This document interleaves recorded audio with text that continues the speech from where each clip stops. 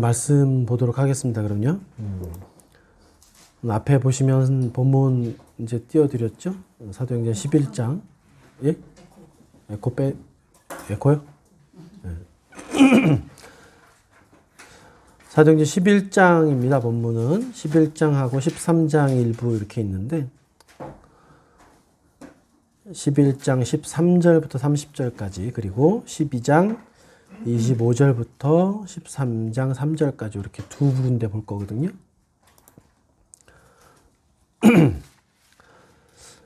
지난 시간부터 이제 이 사울, 청년 사울의 초기 행적에 대해서 이제 같이 봤었잖아요. 여기 보시면 지난 시간에 이제 알려드렸지만 이 청년 사울이 AD 33년경이 명확하진 않지만 사울의 나이가 한 30살쯤으로 봐요. 예. 그래서 다메섹으로 가다가 이제 예수님 만나서 회심하게 되지 않습니까? 그리고 나서 다메섹에서 즉시로 회당을 쫓아다니면서 이제 예수님을 증거해요. 34년부터 한 37년까지를 이 청년 사울의 1차 준비 기간이었다. 이렇게 지난 시간에 말씀드렸잖아요.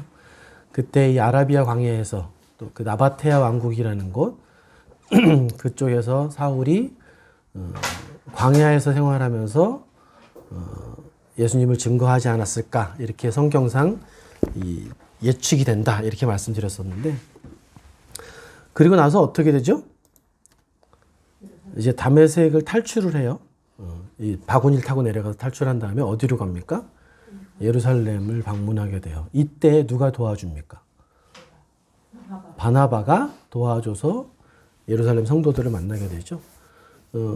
이때 사울이 예루살렘 며칠 머물렀다고 말씀드렸어요? 14일 머물렀다고 갈라디아서에 나옵니다. 그리고 나서 유대인들이 바울을 이제 청년 사울을 죽이려고 하니까 어디로 갑니까? 자신의 고향인 다소로 가게 돼요. 그래서 다소에서부터 무려 명확한 것은 아니지만 어떤 분들은 7, 8년 또 어떤 분들은 10년 정도를 다소에서 보내게 된다. 이렇게 성경 연대로 보면 추측이 가능해요. 무려 10년이라는 이 2차 준비 기간을 청년 사울은 보내게 되거든요. 그러니까 다메섹 도상에서 예수님을 만난 이후로 몇 년? 무려 13년이라는 시간을 이 청년 사울은 예수님께서 부를 때까지 기다리는 시간을 보냅니다. 결코 짧은 시간이 아니죠. 이 시간은. 그러니까 다메섹 도상에서 예수님을 만난 후에 무려 13년이 지나는 동안 이 청년 사울은 주님이 쓰시기에 합당하도록 다듬어지고 때로는 깎이고 단련되어져서 오로지 주님만 의지하면서 자기 자신은 온전히 죽어지는 시간을 보내게 된 거예요. 그 시간 동안 인내를 통해 단련된 사울은 이제는 자신이 가진 것 또는 자신의 지식, 자신의 배경, 자신의 힘이 아니라 오직 우리 주 예수 그리스도와 그분의 십자가만이 유일한 구원의 길이라는 걸 확신하고 받아들이고 인정하게 된 순간 그제서야 하나님께서 이제 이 청년 사울을 쓰시기 시작한다는 겁니다. 여러분, 하나님이 다스리시는 원리는 사실은 지금 이 시대나 이 청년 사울의 시대나 그 전이나 굉장히 동일한 걸 우리는 성경을 통해서 알 수 있죠. 아브라함도 그랬습니다. 다윗도 그랬어요. 모세도 그랬고 지금 요즘 우리가 보고 있는 이 사울도 마찬가지였었어요. 그렇기 때문에 우리 소막교회나 또는 저나 여러분이나 하나님께서 다스리시기 위해서 우리를 다듬고 때로는 채찍질하시고 깎으시고 인내하도록 만드는 시간들이 반드시 필요하다. 우리 이걸 하나님의 섭리를 이 청년 사울이 준비하는 13년의 시간을 통해서 우리가 배웠습니다. 근데 지난 시간에 말씀드린 것 중에 정말 중요한 건 뭐였습니까? 순종은 뭐다? 순종은 순종 자체가 의미가 있는 것이다. 순종의 결과는 누구 거다? 순종의 결과는 주님께 속한 거예요. 우리는 순종하는 것 그 자체로서가 의미가 있는 것이다. 이렇게 말씀드렸었어요. 왜냐하면 순종 자체가 순종을 할 수 있는 이 세상의 그 엄청난 이 세상의 조류와 파도 속에서 그걸 거슬러 순종할 수 있는 것 자체가 굉장한 은혜라는 것이죠. 이렇게 말씀드렸었죠.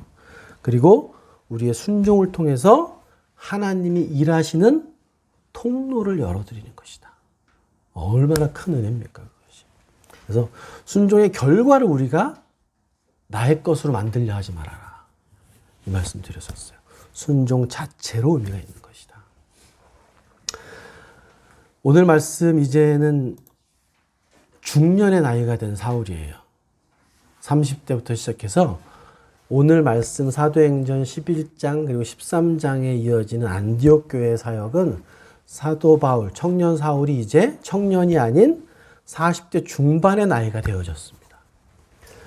이제 그 사울과 안디옥 교회를 통해서 우리 교회와 또 여러분들께 하나님께서 어떤 말씀들을 주시길 원하는지 같이 좀 나눠볼게요.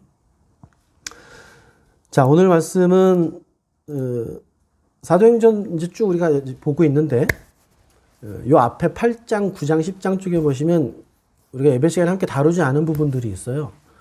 빌립의 그 사마리아 성 전도라든가 또 이디오피아 내시를 만난 부분 또 이제 요 장 바로 앞에 보면 무슨 내용이 있습니까? 베드로와 고넬료의 이야기도 있잖아요. 이제 그 부분들은 좀 생략을 하고 넘어가고 있습니다. 왜냐하면 사울을 위주로 지금 보고 있다 보니까 그 부분은 언제 또 하나님께서 기회가 되시면 같이 볼 수 있는 시간들을 주시지 않을까 싶어요. 오늘 말씀을 좀 몇 단락을 좀 나눠서 좀 간략하게 좀 먼저 보도록 할게요. 우리 앞에 보시는 거 보시고 19절부터 21절까지 한 목소리로 한번 읽어보겠습니다. 앞에 보시고 읽을게요. 한 목소리로 읽습니다. 시작.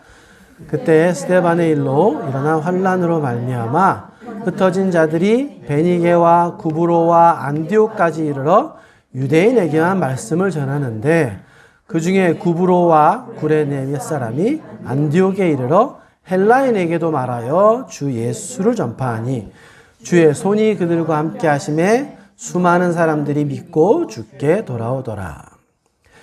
자, 19절에서 시작되는 이 스데반의 죽음 이후로 사울의 핍박이 발생했잖아요. 아주 기세등등한 사울의 핍박이 있었습니다. 그래서 성도들이 이제 예루살렘에서 넓게 퍼지게 되죠. 이것이 복음의 확장에 아주 중요한 계기가 되어졌다. 이렇게 말씀드렸었어요. 오늘 여기 보시면 이제 베니게, 구브로, 안디옥 지명들이 좀 나오지 않습니까?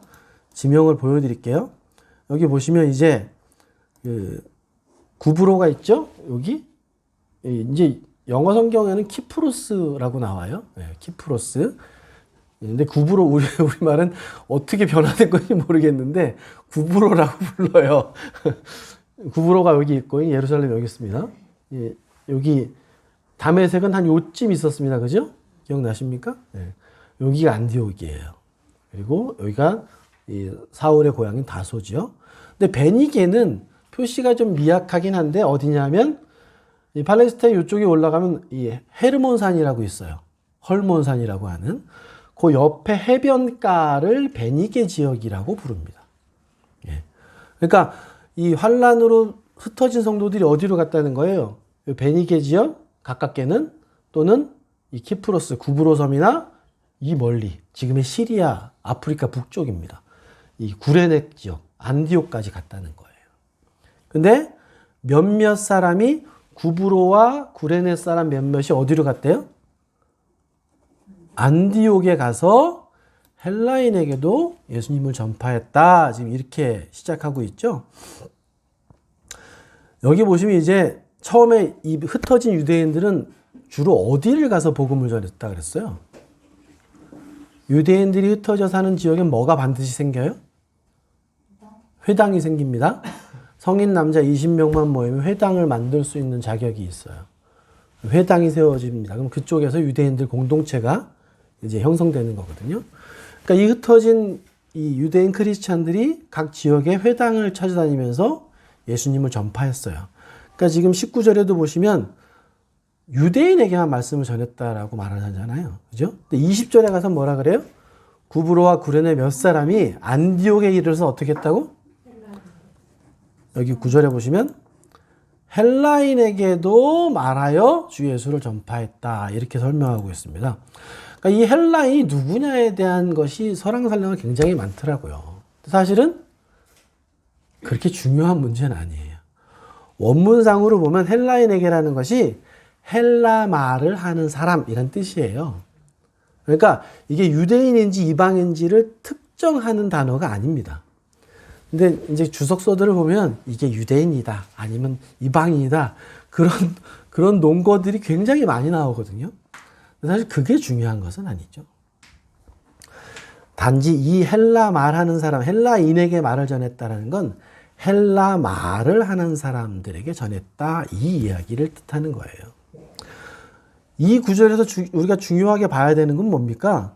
이제 복음이 어떤 단계로 접어든다? 처음엔 예루살렘을 비롯한 유대인에게만 복음이 전파되다가 이제는 어떻게 되고 있다? 이방인에게도 복음이 전파되기 시작하고 있다. 이것이 중요한 거예요. 사도행전 17장에 보면 사도 바울이 2차 선교여행을 해서 아테네를 갑니다. 아테네로 가서 그 아고라 광장에서 그렇게 이야기를 해요. 알지 못하던 시대에는 하나님께서 간과하셨거니와 이제는 어디든지 사람에게 다 명하사 회개하셨다. 이러면서 아주 공식적으로 선포를 하죠. 유대인에게 복음을 전하는 장면이 나와요. 이걸 헬라 말하는 헬라인에게도 복음을 전했다라는 것을 왜 그렇게 설왕설래하냐 하면 이방인에게 복음이 전파되기 시작한 시점이 언제냐 이것 때문에 이제 신학자들은 많이 갑론을박을 하지만 우리는 그게 중요한 게 아니죠. 우리는 그런 것까지 깊게 고민할 필요는 없고 중요한 것은 이제 복음은 이방인에게 본격적으로 퍼지기 시작하고 있다. 이것이 중요한 겁니다. 본문에서 우리가 봐야 되는 건 복음을 증거하는 사람들을 사용하셔서 주님께서는 일하신다는 거죠. 예. 복음을 증거하는 사람들을 써서 주님께서 일하신다는 거예요. 사도행전의 저자인 이 의사 누가는 오늘 본문에서 명확하게 기술하고 있습니다. 그들이 누구를 전파하니? 주 예수님을 전파하니? 이거는 행동이에요. 결론은 뭡니까? 주님의 손이 그들과 함께 하셨다라는 것이 결론이에요. 여러분 조금 과격하게 축약해서 말씀드리면 청년 사울이 13년 동안 준비하는 기간을 가졌던 이유가 이 사실을 온전히 받아들이는 기간이었다고 말할 수도 있습니다. 훗날 바울이 고린도전서 3장 7절에 이렇게 고백을 해요. 그런즉 심는 이나 물 주는 이는 아무것도 아니로되. 어떻게 이런 고백을 할 수 있었을까요? 심는 이나 물 주는 이는 아무것도 아니고 오직 자라게 하시는 이는 하나님뿐이니라. 이렇게 고백을 한단 말이에요. 우리는 쉬지 말고 풀어야 되죠. 쉬지 말고 풀어야 돼요. 그리고 쉬지 말고 심어야 되고 자랄 수 있도록 돕는 역할을 해야만 합니다. 주님께서는 그렇게 하길 원하세요. 그러나 우리의 모든 노력과 수고들로 인해서 영원히 회심한다라고 생각해서는 안 된다라는 겁니다. 우리는 단지 그 영광에 참여하는 기쁨을 누리게 하시려고 하나님께서 하나님의 사역에 동참하도록 하시는 거예요. 영혼들을 주님께로 돌아오도록 하시는 분은 하나님 뿐이시라는 걸 절대로 잊어서는 안 되는 거예요. 여러분, 이 사실을 망각하는 순간 엄청난 문제가 생깁니다. 하나님의 일을 마치 내가 한 것이라고 착각하는 일이 생기게 돼요. 내 노력이 한 거라고 착각을 합니다. 내 지식이 한 것으로 착각하게 되면 하나님께 죄를 짓게 되는 것입니다. 주의 손이 그들과 함께 하심에 수많은 사람들이 믿고 주께 돌아오더라. 나 스스로가 항상 복음을 전하고 매일매일 말씀 속에서 생활하고 결단의 순간에 순종의 근육들이 단련되어져서 하나님의 것들을 붙들고 복음을 증거할지라도 그 복음으로 인한 결실을 맺으시는 분은 누구다? 하나님 한 분뿐이시라는 걸 우리는 절대로 잊어서는 안 된다는 겁니다. 누가복음 17장 7절부터 10절에 보시면 충성된 종의 자세에 대해서 예수님께서 말씀하시거든요. 우리 한번 같이 읽어볼까요? 이 구절은 참 받아들이기가 쉽지 않은 구절이에요. 그렇지만 주님께서는 충성된 종의 자세에 대해서 이렇게 말씀하시거든요. 같이 한번 7절부터 10절 한번 읽어볼게요. 시작. 너희 중 누구에게 밭을 갈거나 양을 치거나 하는 종이 있어 밭에서 돌아오면 그더러 곧 와 앉아서 먹으라 말할 자가 있느냐? 도리어 그더러 내 먹을 것을 준비하고 띠를 띠고 내가 먹고 마시는 동안에 수종 들고 너는 그 후에 먹고 마시라 하지 않겠느냐? 명한대로 하였다고 종에게 감사하겠느냐? 이와 같이 너희도 명령받은 것을 다 행한 후에 이르기를 우리는 무익한 종이라 우리가 하여야 할 일을 한 것뿐이라 할지니라. 전 예전에 받아들이기가 되게 쉽지 않았던 주님의 명령이었었어요. 그렇지만 우리는 이러한 주님의 다스리시는 섭리의 역사에 참여한다라는 그 주님의 영광에 참여할 수 있다라는 기회를 누리는 것만으로도 그것이 얼마나 엄청난 은혜이고 특권인지를 깨닫는 축복이 있으시길 바라요. 여러분 여러 번 설명드렸어요.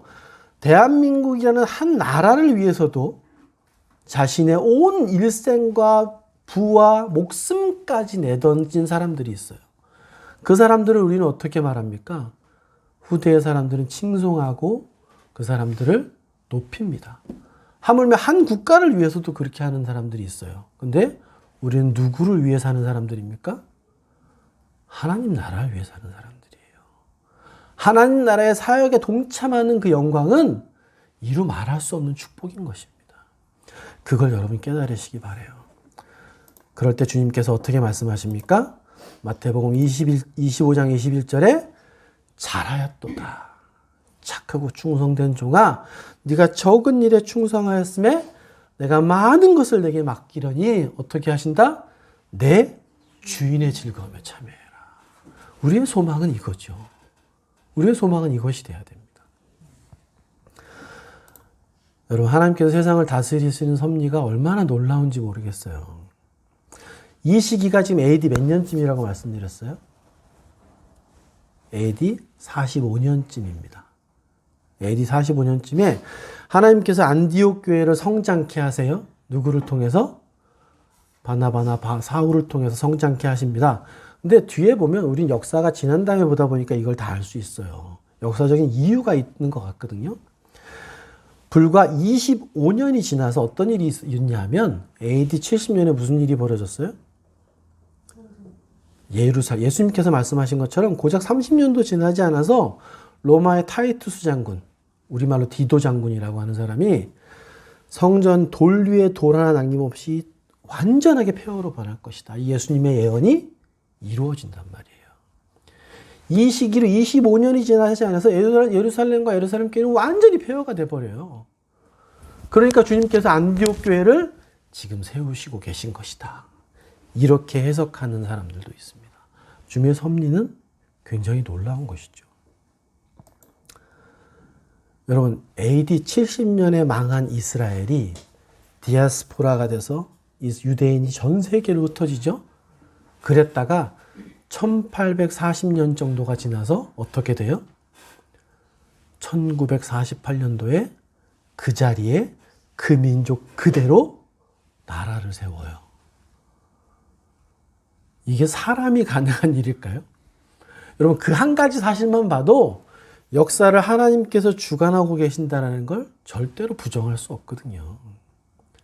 어떻게 한 민족이 1900년 가까이를 지나서 그 정체성과 언어와 하나님을 섬기는 그것을 전혀 잃어버리지 않고 그 자리에 그대로 다시 나라를 만들 수 있을까요? 이건 하나님의 섭리가 아니고선 불가능한 거예요. 근데 그 사실만 보더라도 하나님께서 역사를 주관하신다는 걸 절대로 부인할 수 없는 겁니다.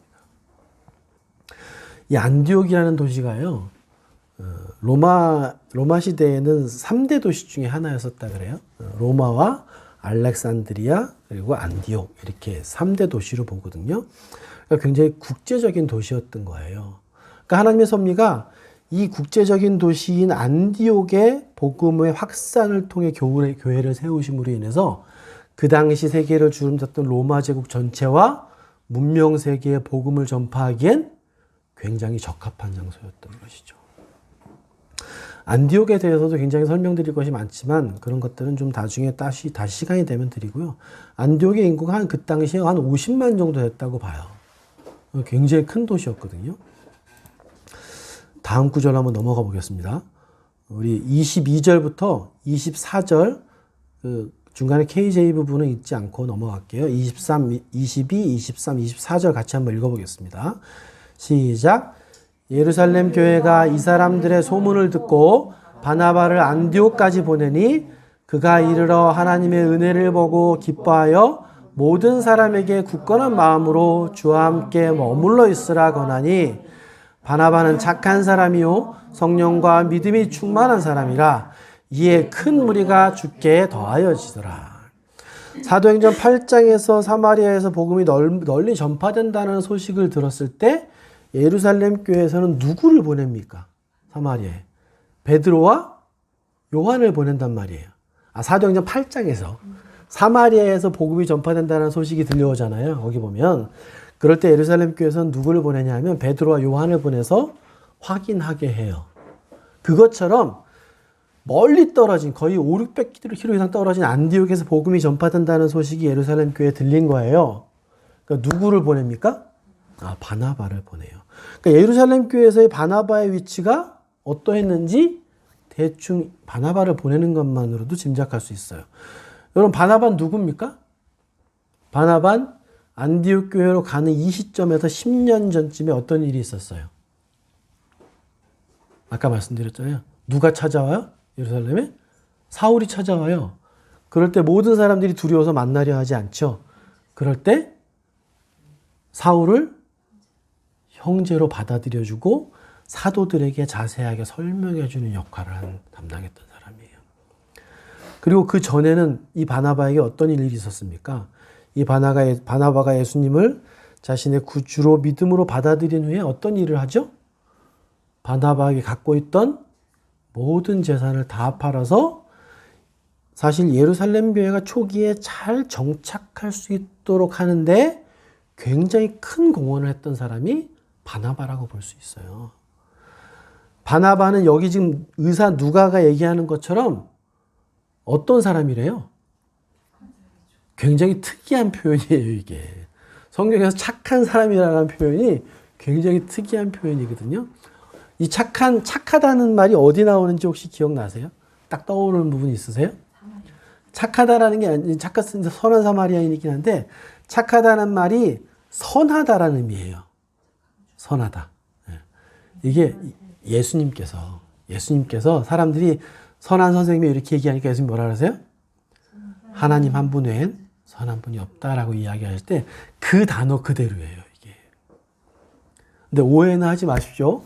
그런 의미의 착하다라는 의미는 아니에요. 그러나 의사 누가가 바나바를 보는 시선이 어땠는지는 이 말로 짐작은 할 수 있다라는 거예요. 그러니까 의사 누가는 바나바에 대해서 굉장한 칭찬을 하고 있어요. 더군다나 이 사도행전을 쓸 시기는 언제냐면 사도 바울하고 바나바가 싸워가지고 헤어진 후거든요. 근데도 바나바에 대해서 이렇게 표현을 하고 있어요, 누가가.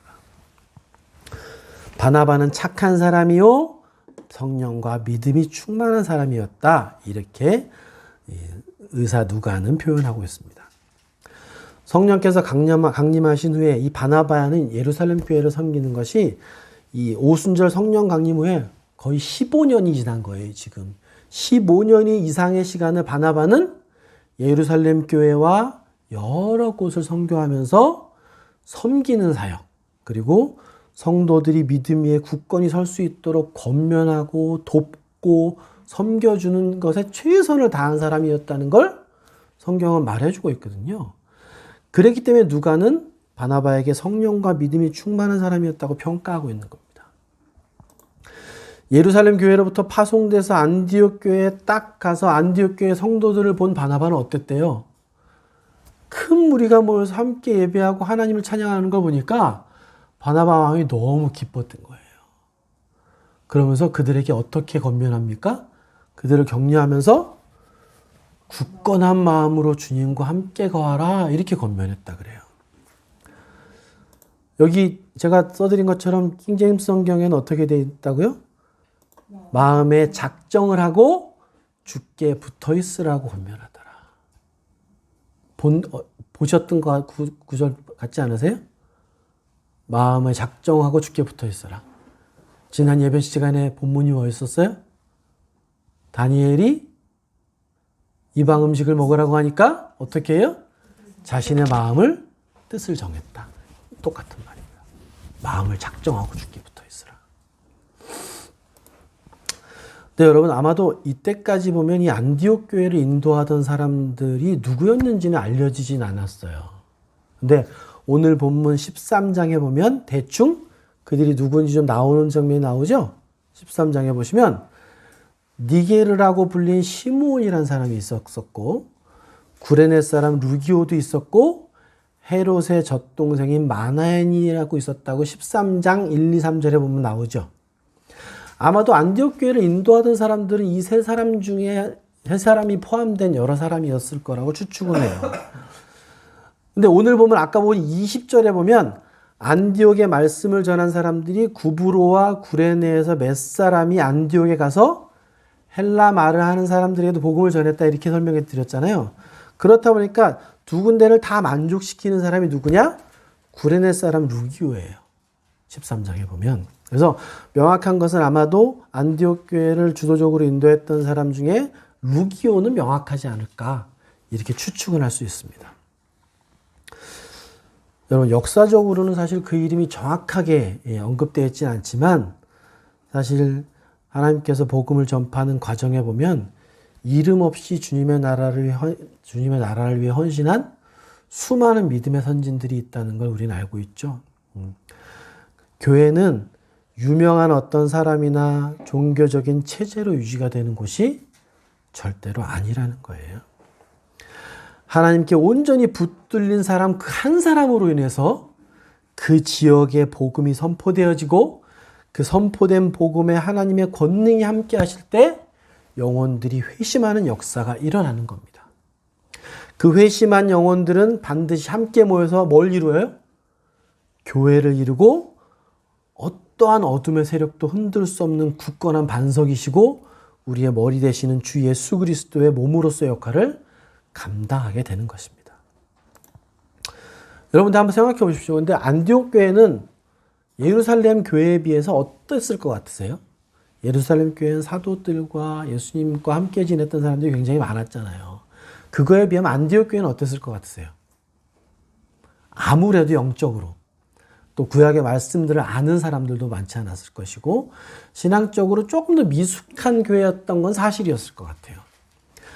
그렇기 때문에 바나바는 가서 그들을 딱 보니까 정말 믿음이 충만하고 성도 사람들이 더해지는 은혜를 보면서 굉장히 기뻤겠지만 영적으로 보면 굉장히 어린 성도들이었을 거라고 느꼈을 것 같아요.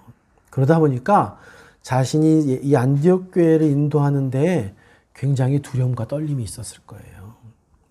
그러면서 마음에 작정을 하고 주께 붙어 있으라고 권면하고 있다는 거죠. 지난 시간에 다니엘과 그 친구들이 마음을 작정하고 세상으로부터 분리되어 거룩함을 유지하겠다고 결심했던 것처럼 바나바 또한 어린 안디옥의 성도들에게 마음을 주께 단단히 고정하고 그분께 발을 딛고 굳건하게 붙어 있으라 이렇게 권면하고 있는 겁니다. 여러분과 제가 이 세상에서 거룩하게 구별되어 하나님의 자녀답게 살 수 있는 유일한 방법이 뭡니까? 다른 방법이 있나요? 세상의 어떤 이론이나 지식이나 획기적인 정치체계나 또는 아주 뛰어난 과학적인 진보가 저와 여러분들을 하나님 자녀답게 살 수 있게 해줄 수 있습니까? 그건 불가능해요. 전혀 아니죠. 우리를 우리답게 하나님의 자녀답게 살게 해주는 유일한 길은 바로 우리가 주님에게서부터 떨어지지 않는 거예요. 떨어지지 않는 거. 요한복음에 어떻게 말씀하셨어요? 예수님께서. 우리 같이 한번 읽어볼까요? 요한복음 15장 5절 6절 큰 목소리로 같이 한번 읽어보겠습니다. 시작. 나는 포도나무요 너희는 가지라. 그가 내 안에 내가 그 안에 거하면 사람이 열매를 많이 맺다니 나를 떠나서는 너희가 아무것도 할 수 없음이라. 사람이 내 안에 거하지 아니하면 가지처럼 밖에 버려져 마르나니 사람들이 그것을 모아다가 불에 던져 사르느니라. 안디옥에 있던 어린 성도들에게만 바나바가 한 권면은 해당되겠습니까? 그렇지 않아요. 아무리 믿음이 좋고 성령이 충만한 사람이라 할지라도 잠시 방심하면 영락없이 떨어져 나갑니다. 떨어져 나간 가지처럼 마르게 될 거예요. 마치 양의 우리를 잃어버린 양처럼, 주 안에서 멀리 떨어져 나간 양처럼 우는 사자에게 잡아먹기가 아주 쉬운 상태가 될 겁니다. 그렇기 때문에 우리는 항상 마음을 정하고 주님께 붙어 있어야 돼요. 여러분, 그래야만 살 수 있습니다. 이혼탁하고 정말 복잡하고 어지러운 세상 속에서 어떻게 신앙을 유지하며 살 수 있겠습니까? 주님께 붙어 있어야 됩니다. 여러분, 주님께 붙어 있는다는 어떤 의미예요? 우리의 의식이 항상 그분께 향하고 있어야 된다는 말이기도 하죠. 주님의 임재, 우리 2022년 주님의 임재 안에 있는 한 해라고 지금 같이 생활하고 있는데, 주님의 임재를 항상 의식하면서 살아야 한다는 걸 말하는 거예요. 그 길만이 우리가 주님의 자녀답게 이 세상에서 거룩히 구별되어 살아갈 수 있는 유일한 길이 될 겁니다. 여러분, 안디옥 교회 성도들은 그렇게 자신들의 모든 생각을 주님께 고정하며 살았던 것 같아요. 어떻게 할 수 있을까요? 여러분, 오늘 말씀의 핵심입니다. 우리 그 구절을 좀 보려고 그래요. 이 부분부터가 중요합니다. 집중하고 들어주세요. 우리 25, 26절 같이 한번 읽어보겠습니다. 시작. 바나바가 사울을 찾으러 다소에 가서 만나매 안디옥에 데리고 와서 둘이 교회에 1년을 모여있어 큰 무리를 가르쳤고 제자들이 안디옥에서 비로소 그리스도인이라 일컬음을 받게 되었더라. 여러분, 바나바는 어떤 사람이었다고요? 착한 사람이고, 흔히, 오늘 본문에 그렇지만, 바나바의 성품을 성경에서 생각해 보면, 이 사람은 정말 성실했던 사람인 것 같아요. 그리고 사람들을 섬겨주는 은사가 정말 풍부했던 사람인 것 같습니다. 그리고 흔들리고 힘들어하는 지체들에게 가서 위로하고, 때로는 권면의 말을 해주는 사람이었던 것 같아요. 이런 바나바가 이방인들이 막 더해지는 안디옥 교회의 큰 무리들을 보면서 감사한 마음이 첫 번째였었을 거예요.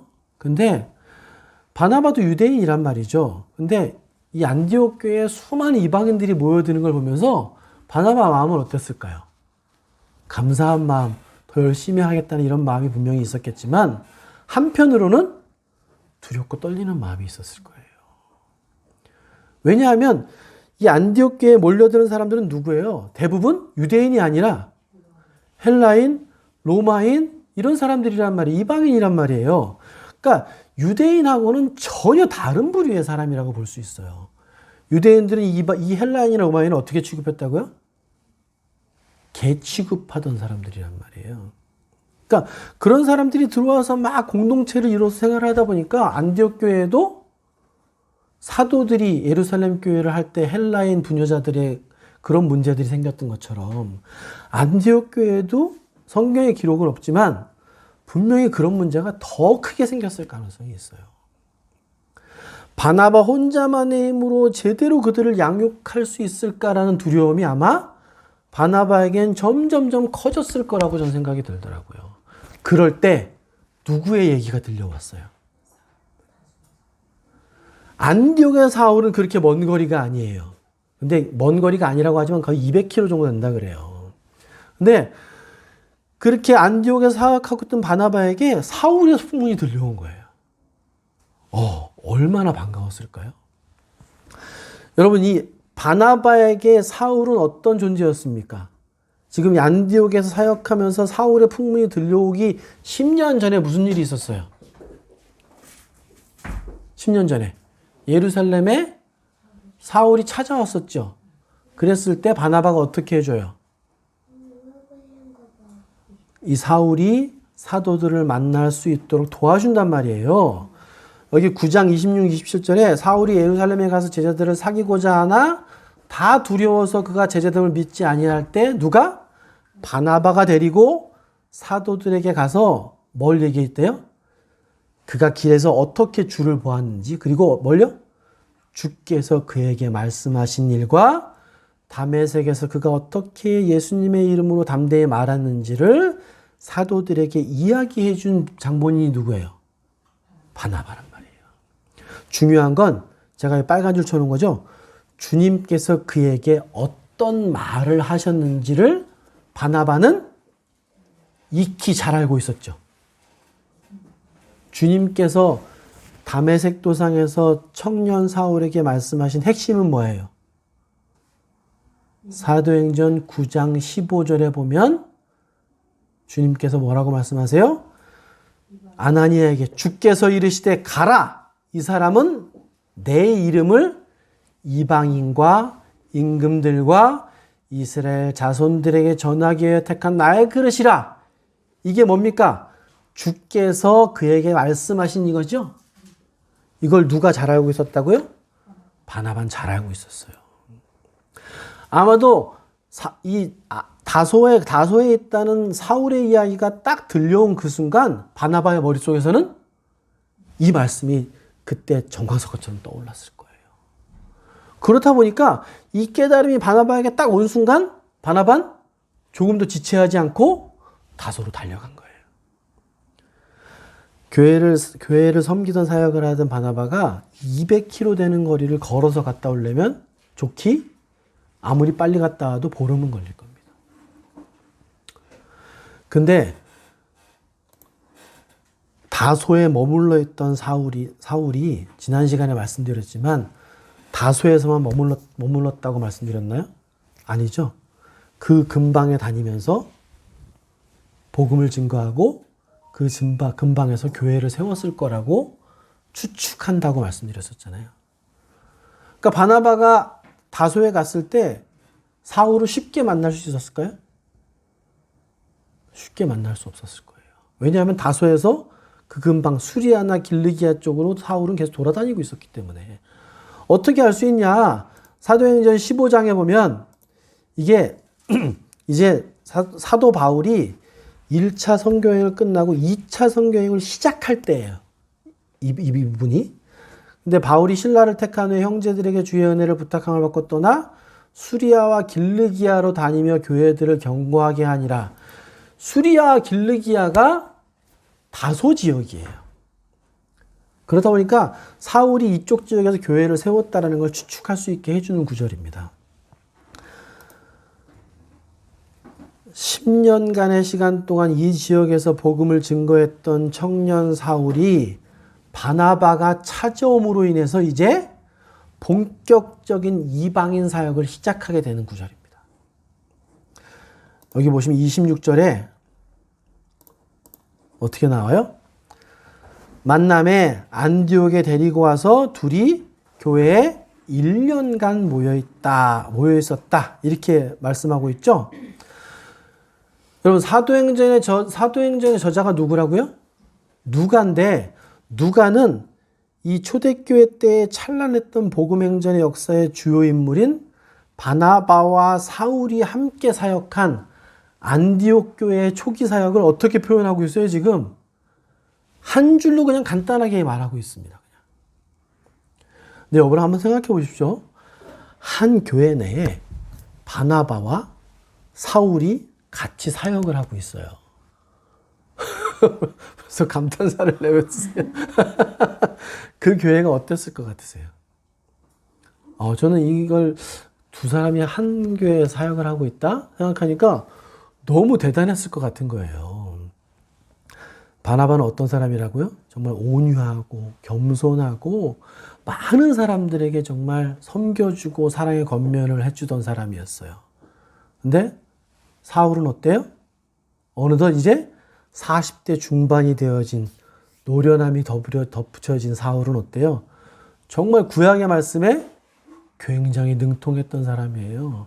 거기에다가 예수님을 직접 만나고 구약의 모든 예언들이 정말 퍼즐이 맞춰지듯이 쫙 맞춰져가지고 구약의 말씀들이 예수 그리스도를 나타내는구나.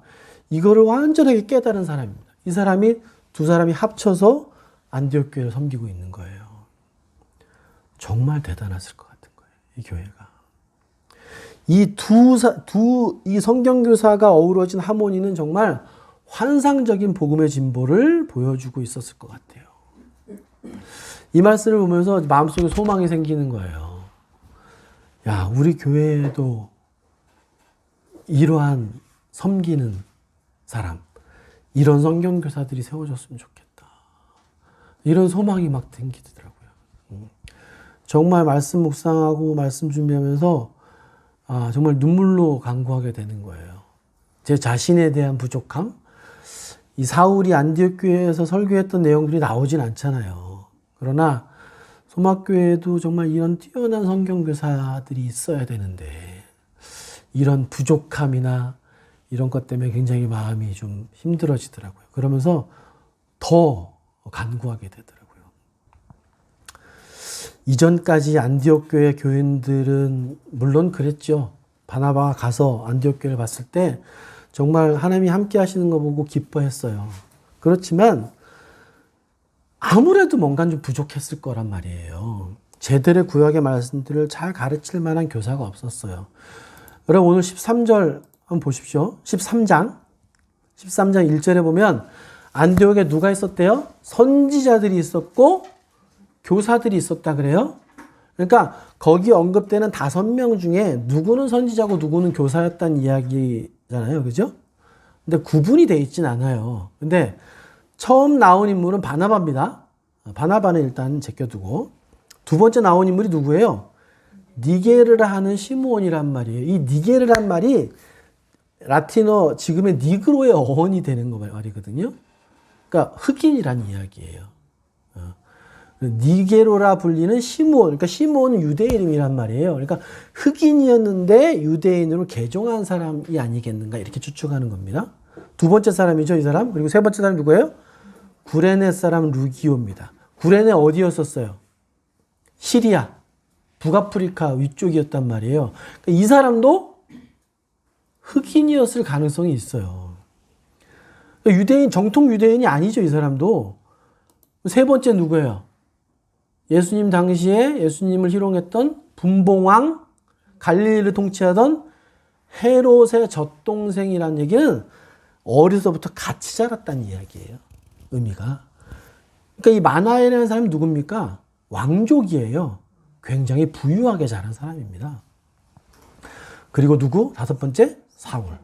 그러니까 이 5명의, 그러니까 바나바와 사울을 빼면 이 세 사람으로 봤을 때 안디옥 교회의 말씀의 풍성함이 어땠을 것 같으세요? 그렇게 크지 않았을 수 있어요. 물론 그렇게 안 볼 수도 있죠. 왜냐하면 하나님께서 함께 하시기 때문에 깨닫게 하시고 성령으로 충만하게 말씀을 인도하셨다는 건 그건 일단 전제하고 말씀드리는 겁니다. 그러나 아무래도 부족할 수 있었다. 그렇다 보니까 이 바나바와 사울이 더해져서 이들에게 복음을 증거할 땐 정말로 대단한 사역의 시작을 알렸다. 이렇게 볼 수 있습니다. 오늘 본문 그 11장 후반부에 그렇다 보니까 11장 후반부에 보면 성령께서 예언을 하시죠. 큰 기근이 있을 거라고. 그죠? 그에 대비해서 안디옥 교회 성도들은 어떻게 해요? 예루살렘 교회에 연보를 모으는 일을 할 정도까지 됩니다. 이 안디옥 교회 성도들은 여러분 안디옥에 사는 이 사람들로부터 그리스도인이라는 최초로 불리게 되어진 사람들이에요. 도대체 안디옥 교회 성도들은 자신들의 실제 삶에서 어떻게 행동하며 살았기에 교회 밖에 있는 사람들로부터 그리스도인이라고 불리는 일이 일어난 것일까요?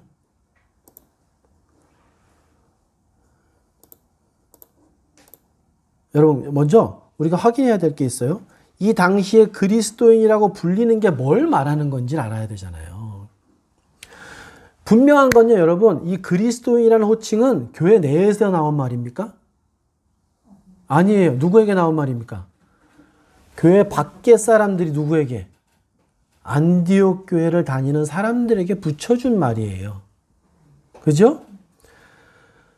교회 밖에 있는 믿지 않는 안디옥의 일반 사람들이 안디옥 교회 교인들에게 붙여진 이름인데, 원문의 단어는 요 정도는 여러분 좀 알아두시는 게 필요해요.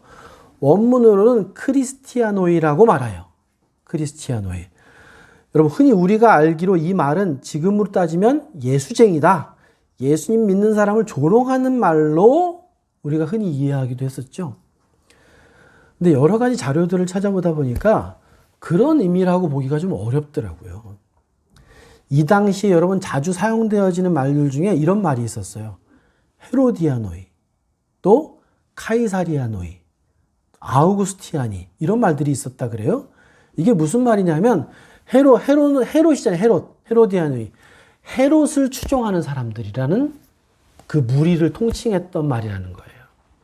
또 카이사리아노이는 가이사의 추종자들. 아우구스티아니는 황제의 지지자들이라는 말이었다라는 거예요. 그러니까 어디에 소속되어 있는 사람들을 통칭해서 부르는 일반적인 의미의 말이라는 겁니다. 쉽게 말해서 어떤 것에 푹 빠져 사는 사람들을 일일이 설명하기가 그러니까 부류로 묶어서 그냥 만들어낸 신조어에 해당된다는 거예요. 이 당시에도 신조어들을 만들었나 봐요.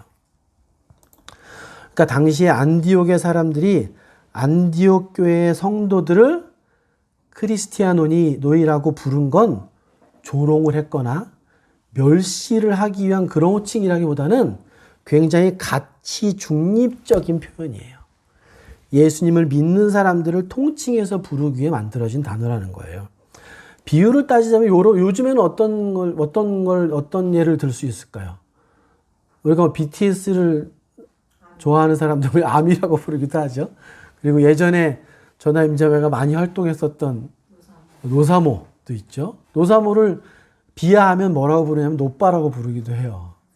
그러니까 크리스티아니가 지금으로 따지면 비하하면 예수쟁이처럼 들릴 수도 있는 거예요.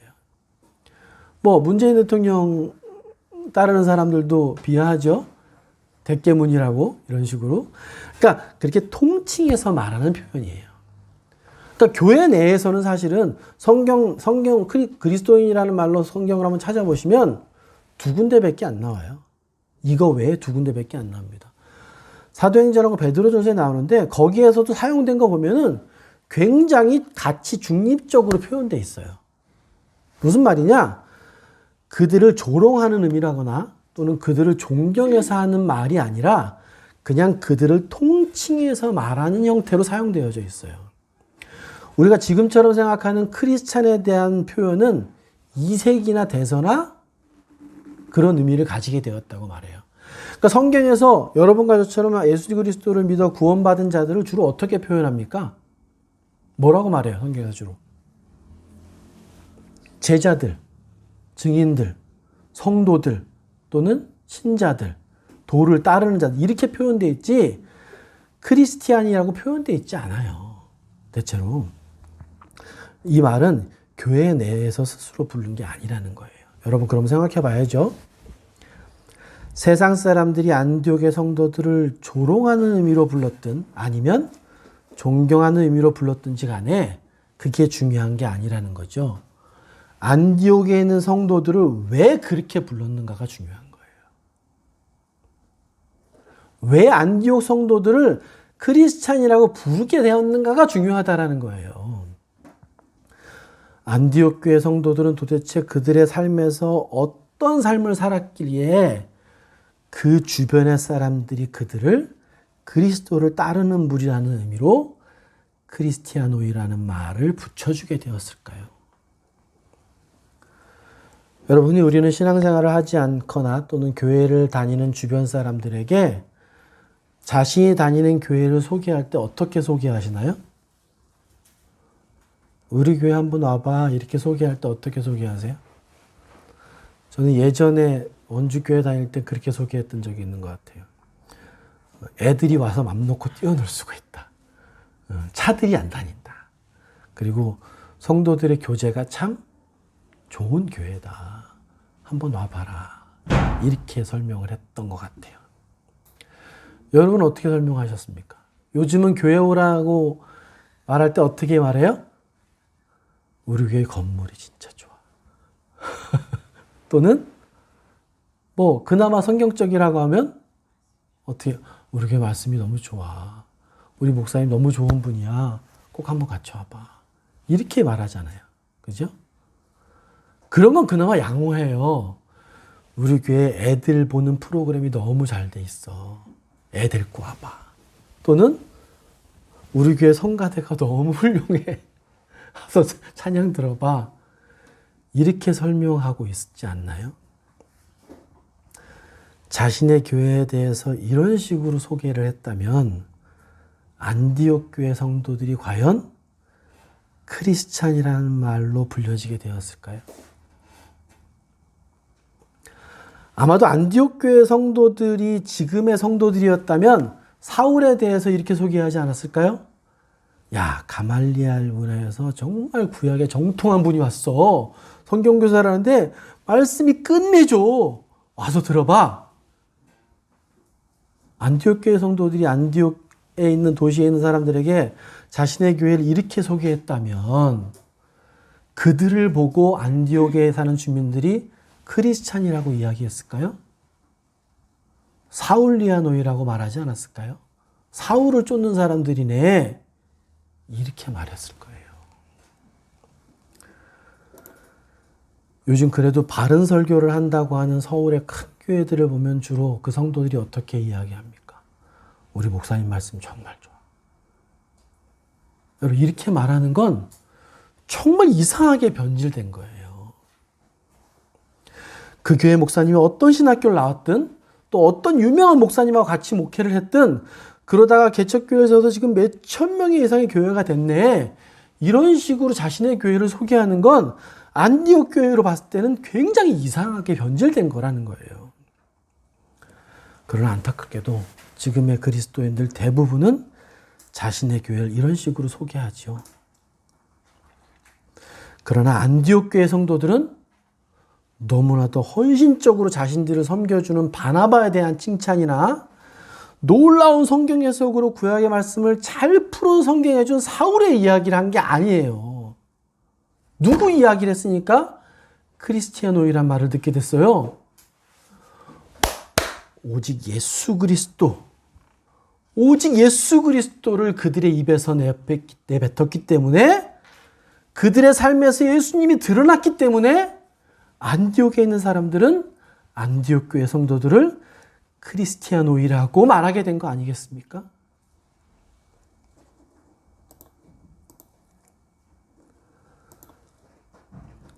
안디옥 교회 성도들에게는 그들에게는 바나바가 드러난 게 아니에요.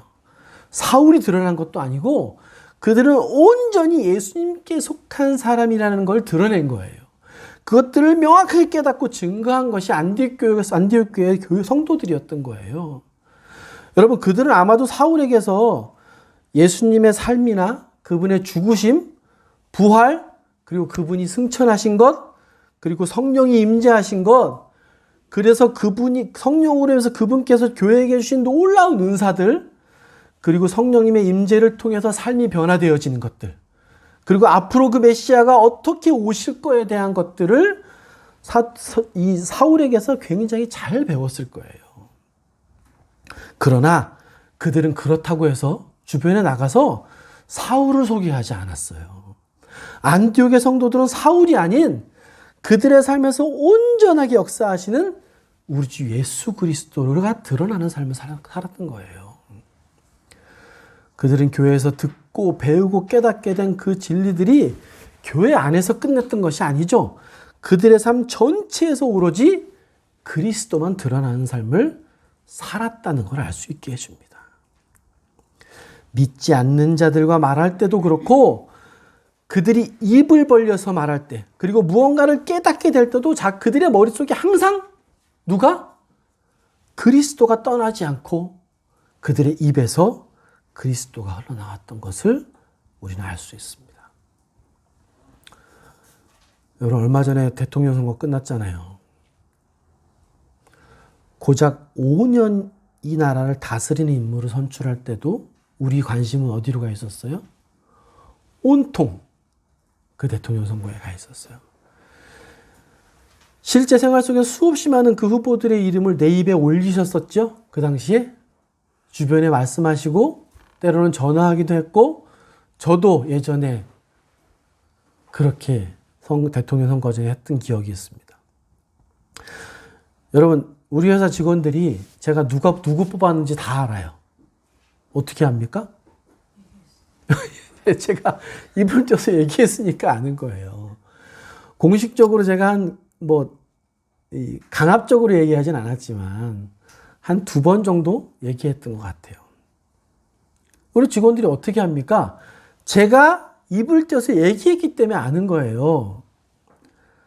여러분 고작 5년 그것도 한 나라를 다스리는 대통령을 뽑을 때도 그렇게 우리 입에서 그 말들이 나와요. 근데 고작 한 나라와 비교할 수 없는 우주 만물을 창조하시고 모든 죄의 대가를 완전하게 다 치르셔서 하나님과의 관계를 회복시켜 주시고 영원한 천국의 소망을 주신 예수 그리스도의 이름을 여러분이 일주일에 몇 번이나 입에서 담으시나요?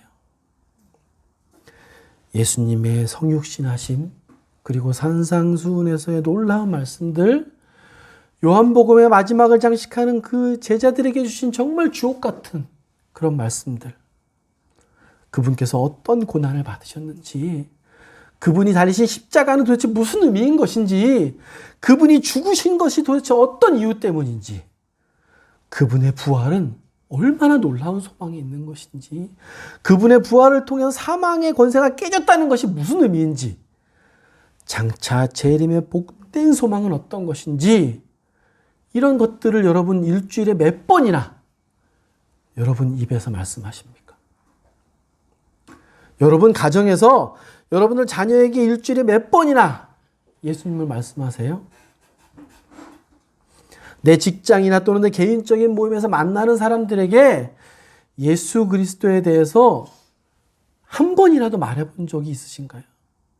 그 사람들이 내가 크리스찬인 것조차도 모르고 있지 않으세요 혹시? 여러분 우리 삶을 돌아봐야 됩니다.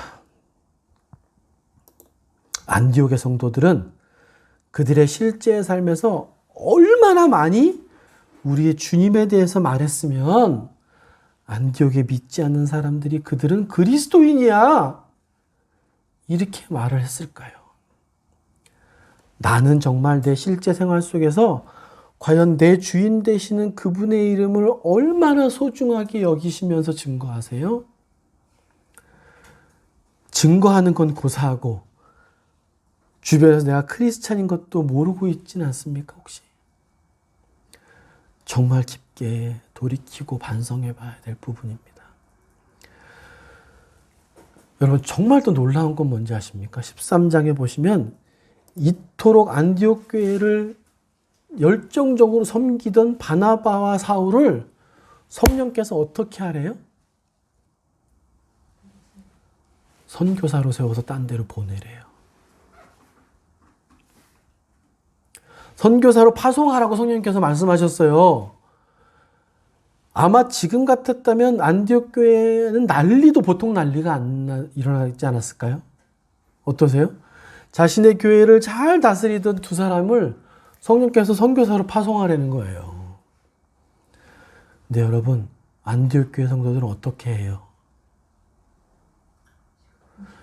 여러분 누가는 아주 간략하게 서술하고 있죠. 기도와 금식하며 그들을 선교사로 보냈다 이렇게 말하고 있잖아요. 안디옥 교회 성도들이 성령님의 명령을 받자 힘들었겠지만 순종하는 모습을 보입니다. 어떻게 이렇게 할 수 있습니까? 그들은 알고 있었던 거예요. 뭐를? 교회를 인도하시는 분은 누구다? 오직 우리 주님이시다라는 걸 알고 있죠. 바나바가 한 것이 아니라는 거예요. 사울이 그렇게 뛰어나게 가르쳤지만 사울이 한 것이 아니라는 걸 안디옥 교회 성도들은 너무 잘 알고 있었던 거예요. 그러니까 힘들지만 바나바와 사울을 따로 세워서 선교사를 보내라는 명령에 순종이 가능했던 거예요. 저는 그 생각이 들더라고요. 만약에 소막교회에도 오형제와 임자매를 선교사로 따로 세워서 파송해라. 이러면 우리 소막교회는 어떻게 반응할까?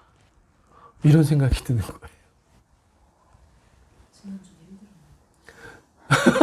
지난주에 저 영상 예배할 때 되게 좋았는데요. 네? 여러분 안디옥 교회 성도들의 머릿속은 이러지 않았을까요? 이러니까 그들 입에서 뭐가 나왔을까요? 다른 말이 나올까요? 너 예수님 아니? 너 예수님이 어떤 일 하셨는지 아니? 그분은 이런 분이었어. 그분이 이런 말씀이 구약에 있어. 입만 띄었다 하면 머릿속에 이런 것들로 채워져 있다 보니 그들의 입에서 나오는 모든 말이 뭐예요?